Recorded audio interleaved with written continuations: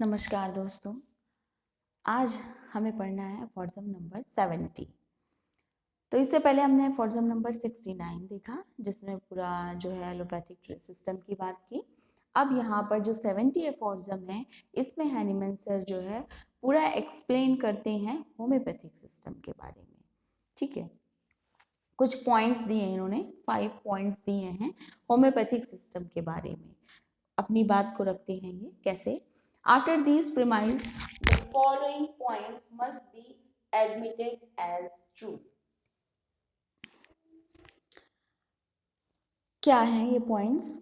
पहला, first, all that a physician may regard as curable in disease consist entirely in the complaints of patient and morbid changes of his health perceptible to the senses. That is to say, it consists entirely in the totality of symptoms through which the disease expresses its determined for the appropriate remedy, while on the other hand, every fictitious or obscure internal cause and condition or imaginary material morbific matter are not object of treatment. यहाँ पर Hahnemann sir यही कहते हैं कि जो physician को ये देखना है कि हमें डिजीज में क्या क्योर करना है। ठीक है, तो ये हम बहुत पहले भी पढ़ चुके हैं कि टोटलिटी मॉर्बिड सिम्टम जो चेंजेस आ रहे हैं, पहले हेल्दी था पर्सन और उसके बाद जो है वो अगर उसकी जो हेल्थ है वो कन्वर्ट हुई डिजीज में, है ना, तो क्या क्या वो सिम्टम शो कर रहा है, मतलब जो एक प्रॉपर हार्मोनी थी बॉडी की वो किस तरह से डिस्टर्ब हो रही है, क्या क्या डिस्टर्ब हो रही है, उनकी एक पोर्ट्रेट ऑफ डिजीज हमें बनानी है ना, सिम्टम्स को लेना है और फिर उसके आधार पे हमें एक परफेक्ट सिमिलर मेडिसिन चूज करके देनी है। ठीक है, तो यहाँ पर ये कह रहे हैं कि हम क्या उसके अंदर जो मटेरियल थिंग्स के चेंजेस आ रहे हैं, इमेजिनरी जो कंडीशंस है, हमें उसको क्योर नहीं करना है, वो ट्रीटमेंट का ऑब्जेक्ट नहीं है। हमारे ट्रीटमेंट का ऑब्जेक्ट क्या होना चाहिए कि क्या क्या सिम्टम्स में चेंज आ रहे हैं। ठीक है, टोटलिटी ऑफ सिम्टम बना के उसे हमें देना है। सेकेंड पॉइंट कहते हैं, this change of health which we call disease can only be change back to the normal state by means of medicine, the curative power of which consequently consists in their ability to alter the state of feeling, that is, in the production of peculiar morbid symptoms recognized most distinctly and purely by testing these medicines upon the body of the healthy person. यहाँ पर drug proving की बात कर रहे हैं कि क्या क्या हेल्थ में चेंज आया जिसे हम डिजीज कह रहे हैं। ठीक है, वो हम फिर से बैक उसको हेल्थ में कन्वर्ट कर सकते हैं, लेकिन किसके द्वारा? ऐसी ड्रग या ऐसी मेडिसिन की पावर के द्वारा जो कि उसी तरह की डिजीज प्रोड्यूस करने की क्षमता रखती हैं किसी हेल्दी ह्यूमन बीइंग में। तो हम उसको कैसे पाएंगे? हम उसको तभी पा पाएंगे जब हम पहले से उन मेडिसिन को क्या करें, किसी हेल्दी ह्यूमन बीइंग में प्रूव करके उन सिम्टम्स की जांच परख कर लें, उसके बाद ही जो है हम उसको किसी पेशेंट को दे पाएंगे। तो यहाँ पर ड्रग प्रूविंग की बात कर रहे हैं।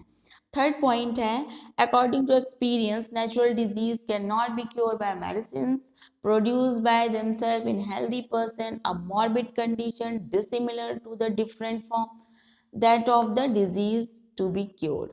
It is therefore incurable by allopathic treatment, and even nature herself never cure natural disease by superadding another disease dissimilar to, though of much greater intensity than the first.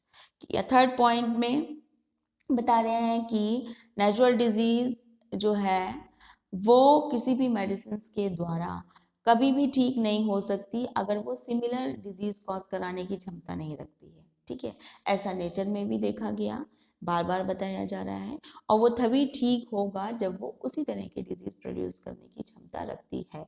और graded intensity में भी दी जाए even then, अगर वो opposite symptom को लिए हुए हैं तो वो कभी भी ठीक नहीं कर पाएगी। फोर्थ पॉइंट है, experience also teaches that only transient relief is produced by medicine inclined to generate in a healthy person an artificial symptom which is an exact opposite of certain symptom we peculiar to the natural disease to be cured, and we also learned that such medicine can never cure an inveterate disease without always creating a subsequent aggravation of the same.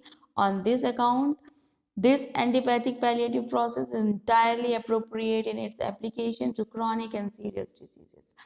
यहाँ पर बता रहे हैं fourth point में कि हमारे experiences ये हमें बताते हैं कि मेडिसिन अगर अपोजिट सिम्टम प्रोड्यूस करा रही हैं तो वो कभी भी किसी डिजीज को क्योर नहीं करती हैं। एक्यूट डिजीज में थोड़ा बहुत सप्रेशन होकर पेशेंट को लगे कि हाँ ठीक हो गया, लेकिन जो क्रॉनिक डिजीजेज हैं, ठीक है, बहुत हटी डिजीजेज हैं, ठीक है, बहुत सीरियस डिजीजेस हैं, वो कभी भी क्योर नहीं होती। ऐसा हम देखते भी हैं एलोपैथिक में। आर्थराइटिस कभी नहीं जाती, हार्ट डिजीजेस कभी नहीं ख़त्म होती, ठीक है, डायबिटीज़ कभी नहीं ख़त्म होती, थायराइड प्रॉब्लम्स कभी नहीं ख़त्म होती, कोई भी डिजीज़ ले लीजिए आप उठा के, जो बहुत सी सीरियस डिजीज़ है कभी नहीं ख़त्म होती। आप जाएंगे फिजिशियन यही कहेगा कि आपको लगातार दवा लेनी पड़ेगी, आजीवन आपको दवा खानी पड़ेगी। कभी ये नहीं कहता है कि आप 6 महीना खा लीजिए दवा, आप बिल्कुल ठीक हो जाएंगे, ठीक है। तो कितनी भी सीरियस और बहुत हटी डिजीजेस हैं वो कभी भी ठीक नहीं होती हैं सिवाय शप्रेशन के। फिफ्थ पॉइंट है, the only really salutary treatment is the homeopathic method according to which the totality of symptom of a natural disease is compared by a medicine is in